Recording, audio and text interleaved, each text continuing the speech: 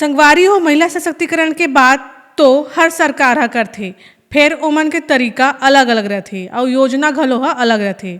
ऐसी ही एक योजना पूर्व भूपेश सरकार के रही से, जेला सी मार्ट और मदर मार्ट के नाम देहे गरी से। भिलाई में प्रदेश के सबले बड़े सी मार्ट और मदर्स मार्ट के स्थापना करे गरी से, जेमा अब ताला लटकत दिखत हेवे।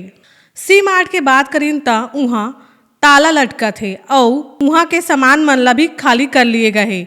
उहें मदर्स मार्ट में अलॉट किए गए दुकान मन में भी ताला लटकत हे और ओमा के हितग्राही मन मात्र साफ सफाई करे बर दिखत हे। ओमन से बात करे गई त मीडिया लोगन बताइन के दुकान में कोई ग्राहक नहीं आथे, एकर वजह से ओमन छोटे मोटे जो ओमन के सामान है ओला ओमन घर से ही बेचत हावे।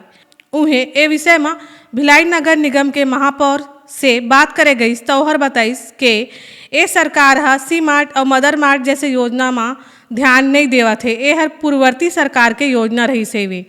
अब सरकार बदले ले सी मार्ट के कोई भी फायदा महिला स्व सहायता समूह मन ला नहीं मिला थे। तो संगवारी हो सी मार्ट से जुड़े एक खबर आप मन ला कैसे लगिस कमेंट सेक्शन में जरूर बताऊ और ऐसने खबर बा देखत रहो हमार चैनल ठिया छत्तीसगढ़।